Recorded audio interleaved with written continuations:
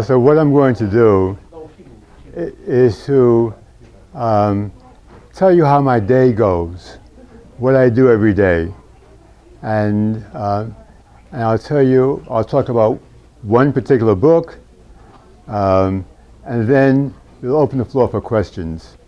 And I know everything, so whatever you want to ask. My day begins. I wake up around 5 o'clock in the morning, and I come downstairs, and what I do is, my wife has this very small, ugly cat, and I feed that little ugly cat every morning, 5 o'clock. I feed the cat, then I begin work. And my day's work is I write 5 pages a day. How many pages? 5. Sometimes 4, right? Sometimes 4? No. 5 pages a day. Sometimes 6? 5 pages a day. If I have to stop in the middle of a sentence, I stop. Right? 5 pages a day. And I write 5 days a week. So that's how many pages a week? 25 pages a week, 100 pages a month, 1,200 pages a year. Is that a lot? Say yes. Yes. Yeah, right. This is what I do, and I love it. When I was very small, how many people here have hobbies? What's your hobby? Reading. If someone came to you and said, "You like to read? Fine. We'll pay you to keep doing it." Would you do it? Oh yeah. Oh yeah. I like reading, having fun, listening to music. Okay. So if someone came to you and said, "If you continue listening to music, and we'll pay you for it," would you do it? Yeah. Yeah. So my hobby as a young person was writing. I like to write. I wasn't thinking about making money. It's just a hobby. It's something I like to do in my spare time. I also played basketball in my spare time. Anybody here play basketball? Well, I'm better than you are. Well, I write the books. If I'm telling the story, it's my story, then I'm better than you are. Right. All right. So this is what I do. If I'm going to begin a book, I spend the first 30 days just thinking about the book. I think my way through the book. And I think my way through the book by doing an outline. Some people don't like outlines. I love them. Because I know the real secret of writing. The real secret of writing is not writing beautiful prose. It's not writing outstanding stories. It's finishing what you begin. If you write a story, you finish that story, you can always go back to it, but you have to finish it first. If I took every English teacher in the city of Kalamazoo and shook them, what would fall out? Unfinished manuscripts. So, all right. So now, I'm going to. There are 3 stages of writing. The pre-writing, which is where you make a living. Writing, anybody can do that. And rewriting, anybody can do that. But it's the pre-writing that counts, the pre-writing. So what constitutes pre-writing?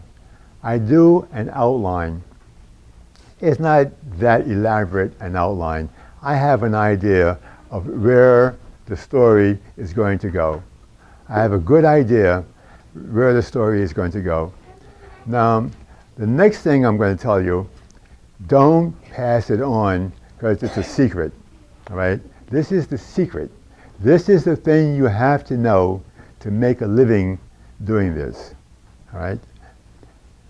I write a scene-by-scene breakdown, and in each scene, there has to be physical action. Why physical action? I didn't hear you.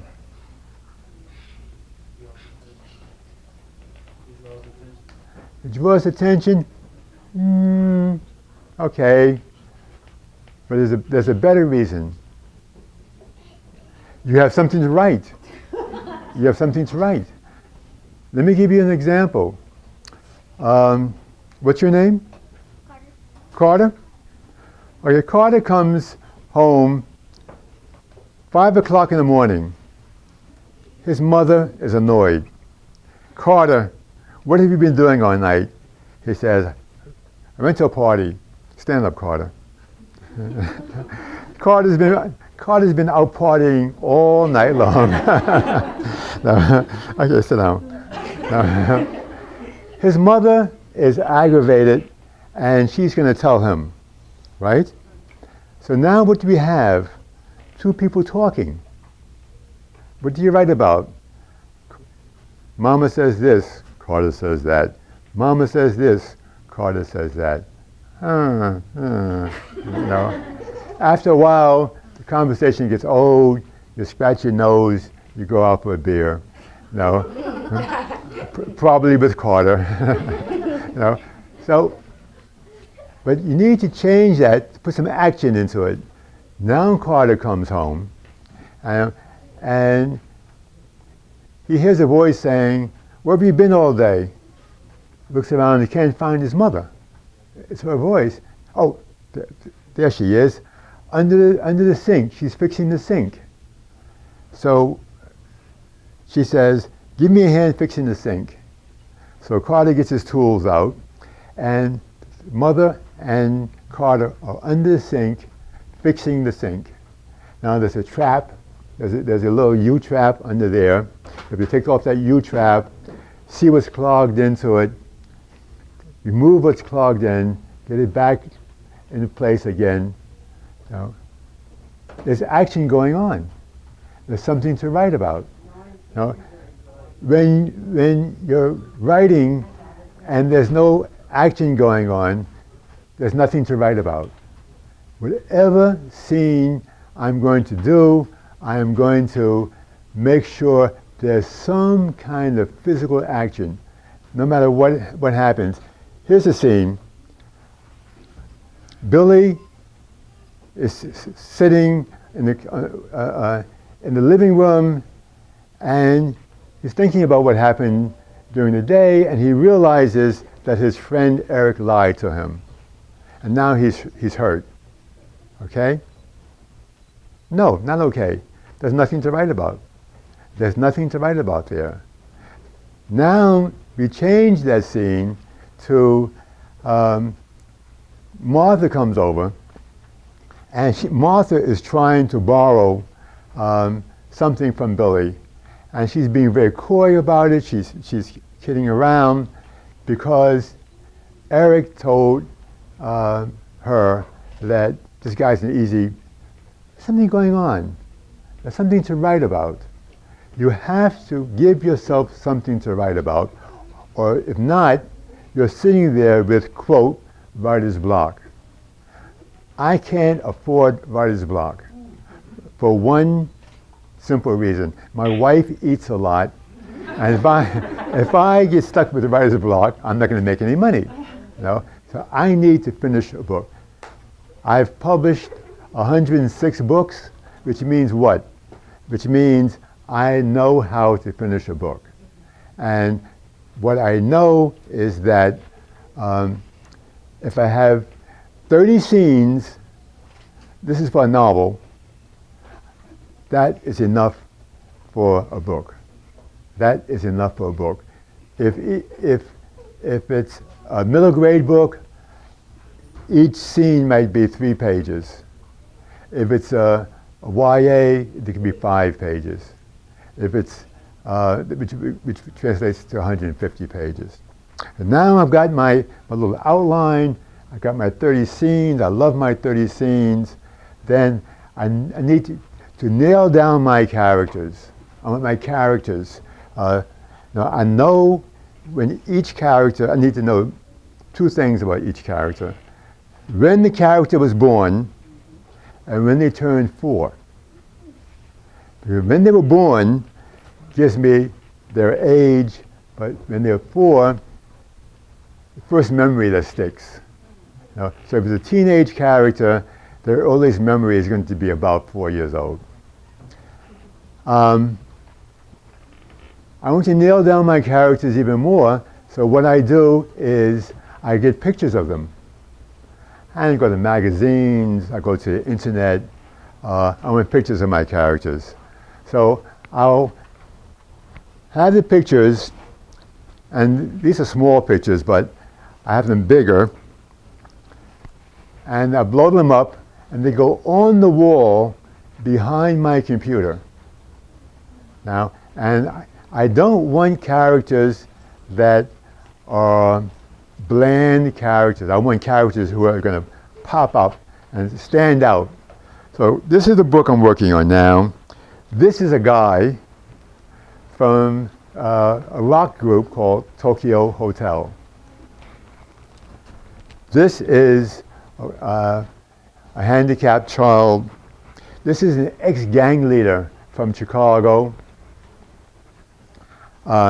Who they were in real life, I don't know. I don't even care, you know. But I need to know my characters. A young girl this morning identified this as a child who's trying to look adult. In real life, she's 12. She's all made up. These are my characters on my wall behind my computer. This is a young Dominican girl, and I want her to be unusual, so I made her a math genius. You know? So here is a girl who has a big mouth, but she's also a math person. And the rain came down. So I write my 5 pages a day with my scene by scene. Can that change? Can the scenes change as I go along? Of course they can. You know, I'm a flexible person. So the scenes can change, but I have to have enough in that outline to write about. When I was very young, I began every book the same way. Young man comes into the city, and it's raining, and it's nighttime. It's very dramatic, but I could never finish the book. Right? So I finished the first draft normally within 40 days. 40 working days. I don't work on Saturdays and Sundays. I finished the first draft.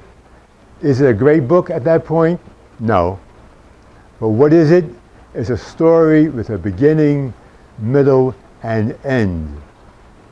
Now I can go back to the story and see what needs to be done with this story at this point. What I need to do to make it a viable story. All right, so now I finally do the rewrite, which takes like 6 weeks, 8 weeks, and I send it off to the publisher. Now, with this particular book, this one, the contract reads, I get $96,000 for the book, right? Not bad, right? Right? Half the money on signing, half the money when I turn the book in. So that's more of an incentive to get the book turned into, right? And my wife is hungry. No. So I turn the book in. The editor is always going to want some revision. She wants this, she wants that. Fine. You know, the editor, I've been working with this editor for years. She knows me. She knows what's my good writing and my bad writing. Not a problem, not a problem. So I finished the book. Now, whatever revisions she wants, usually I make them if I agree. If I don't agree, I will argue that I don't agree, or what have you. I do about two books a year. I also write for newspapers. I write for magazines. Writing is what I do. Does this sound like a good job? Say yes. Yes, yes. It's a great job. I have a question about your outlining character. Right. Does your character, like while you're writing, ever do something that you didn't think they'd do? Or because you have your outline, you know exactly what they're going to do? I hear writers say that they never know what the characters are going to do. I know who my characters are. You know, this idea was every page is a surprise to me. If it's that much of a surprise, every paycheck is a surprise too. No. So that's what I do.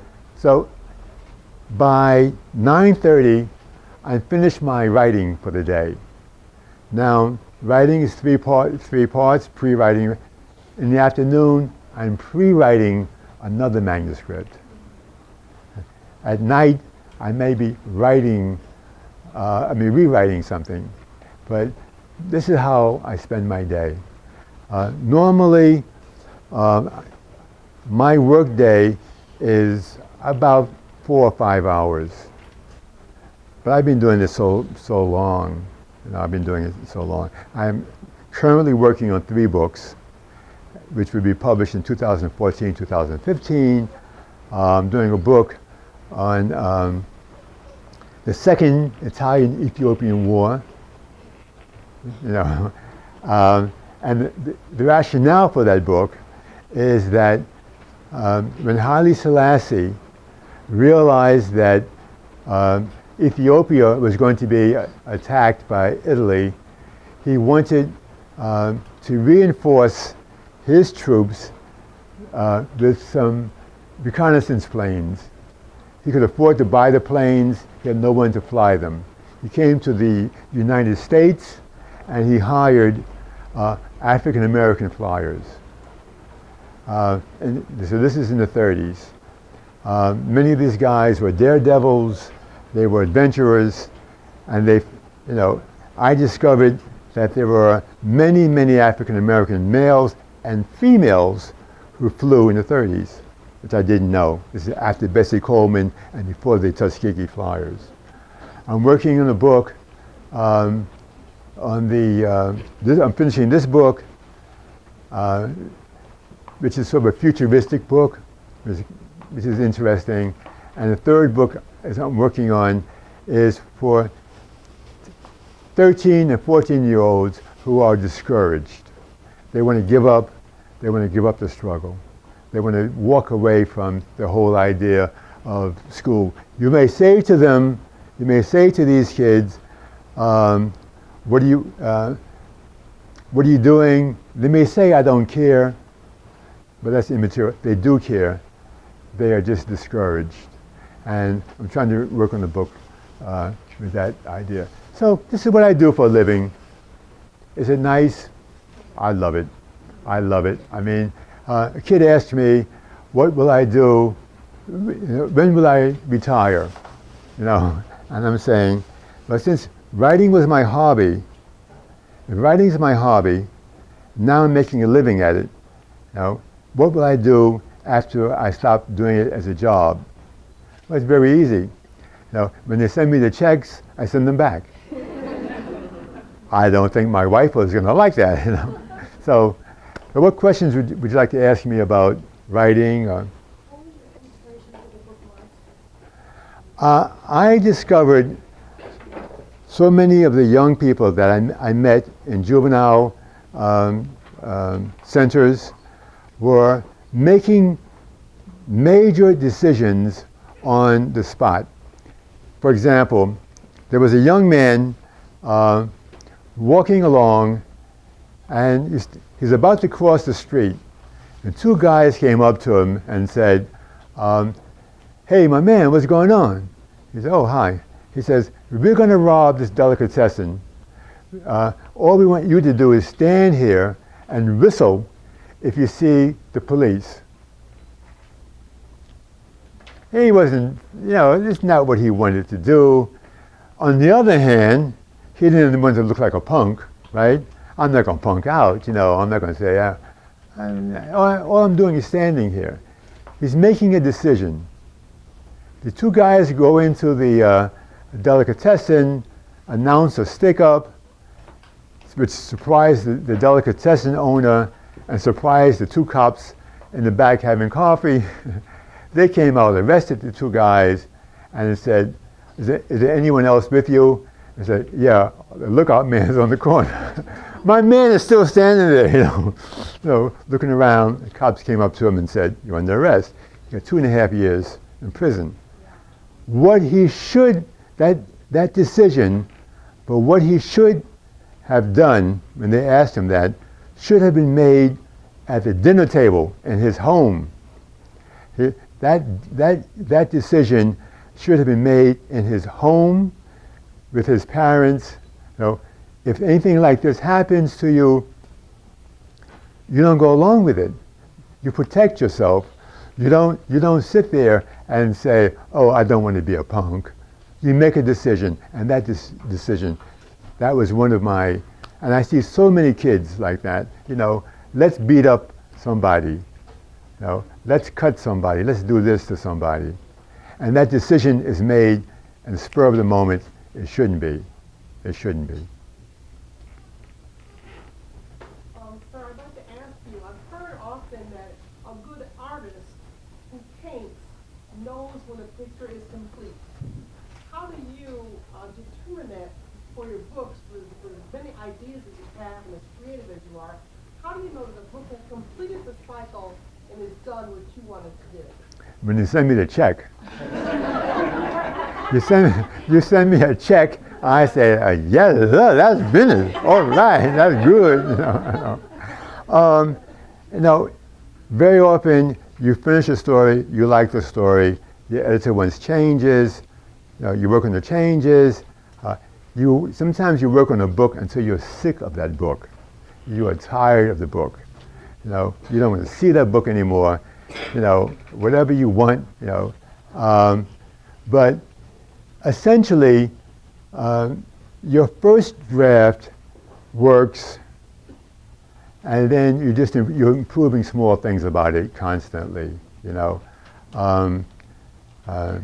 So sometimes sometimes a book is published and you say 2 years later that wasn't good. People said it was good. Or sometimes a book you think is great. If the book lasts 3 or 4 years, 5 years, it works. People discover the book afterwards. I have a book that was published in 1974 that makes about $7,000 a year. And that book has been working for me since 1974. You work for me that long, man. I love you. I have a short story called "The Treasure of Lemon Brown." That book's been reproduced in textbooks, year after year after year.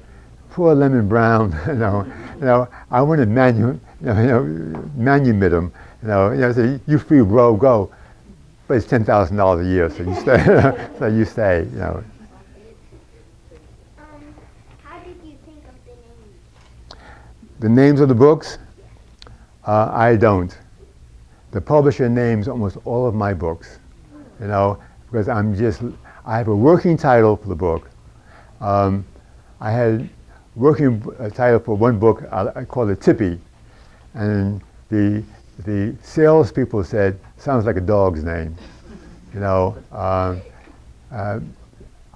not good at titles. I don't care about titles.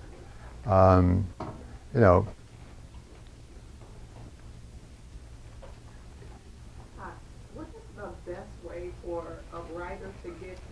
writing noticed by publishers?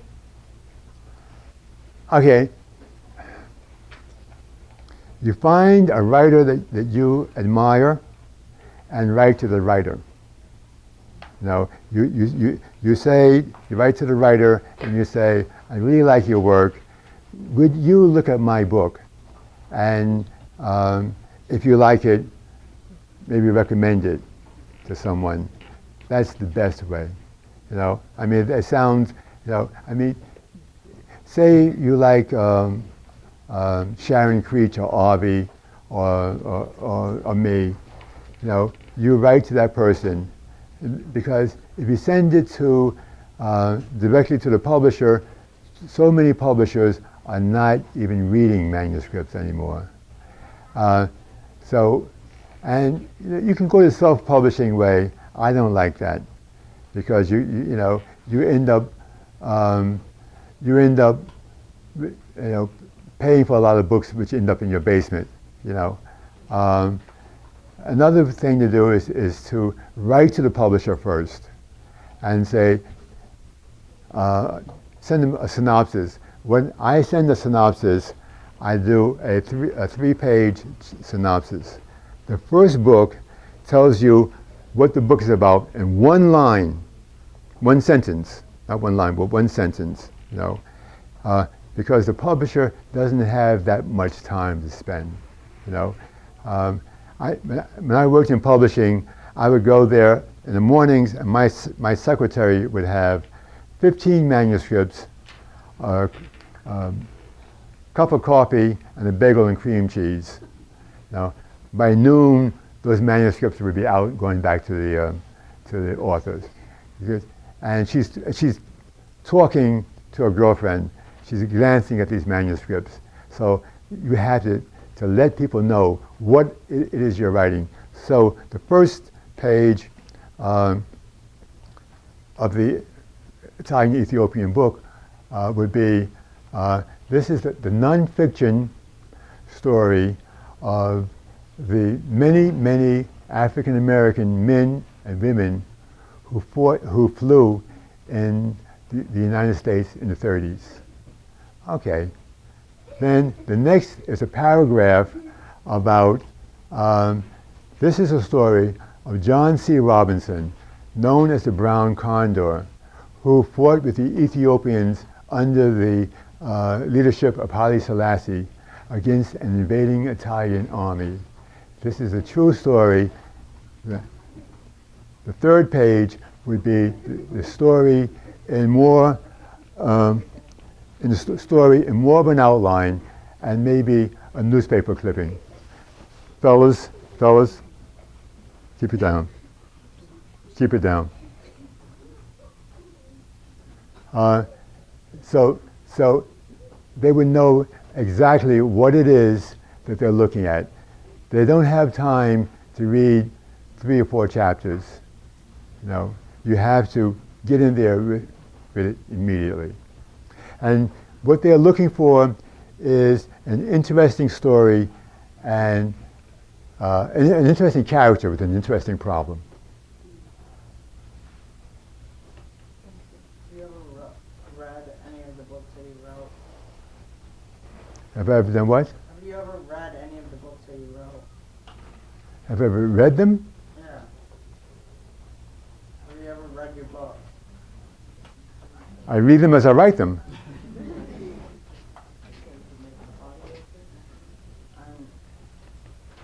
Never mind. Do I reread them, like after I write them?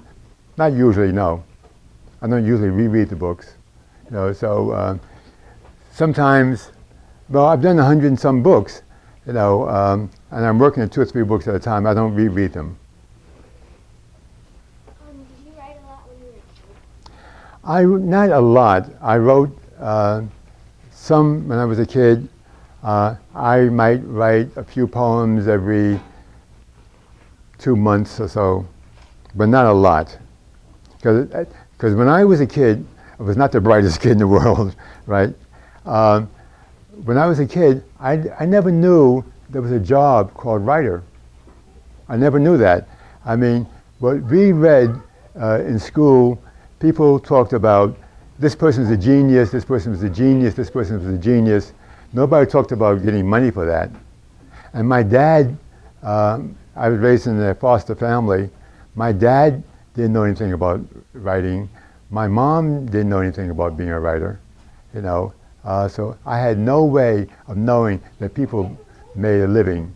And the way that kids are taught in schools that Shakespeare was a genius, Christopher Marlowe was a genius, Alfred Lord Tennyson was these guys were all geniuses.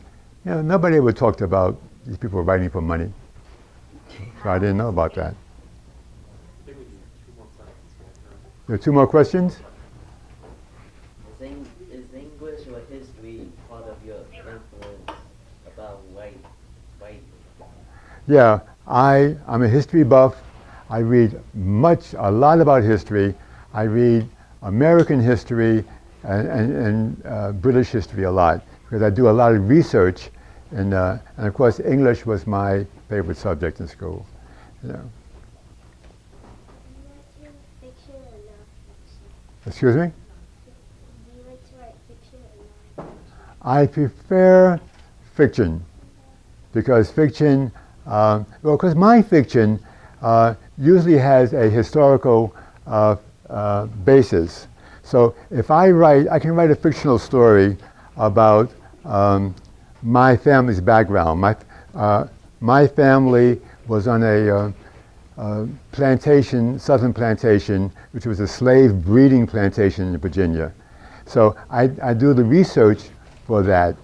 You know, whatever I do, whenever I do fiction, I do the research so that my characters sound authentic. You know, and it has to be. You have to have that. You can't have glaring errors in your fiction. There, one last question. What was your inspiration for Sunrise over Fallujah. I went into the Army at 17 years old. I dropped out of high school, joined the Army at 17. My brother joined. When I was in the Army, I was training South Vietnamese officers with technical stuff. My brother came in about 6 months before the Tet Offensive, and he went to Vietnam, and he was killed the very first day he arrived in country. So I wrote about Vietnam. Then my son went to Iraq, and you know, when you have a child in a combat thing, you know, I was saying earlier, you think about it all the time, and you pray for him all the time, and your sleep becomes shallow because you're concerned about it. And so part of the way I handle my problems, with my brother's death, writing about it, with my son's being in Iraq, I write about it. One last question. Go ahead. How old were you when you started writing and getting published? Like, did you start in middle school writing journals or things like that, and then high school? I wrote for my grade school papers. I wrote for magazines, but when I was 22, I got published for the first time, and I sent my stories out so many times and my poems out so many times, and they've all come back. So one day, I got my self-addressed stamped envelope back, and I said, "Oh crap!" And I put it on my desk, and about 3 months later, I said, "Let me send it out, these poems out one more time." I opened it up, and instead of my poems being sent back, they've been printed, they've been published. So I flew over the buildings. Thank you, you're a great group.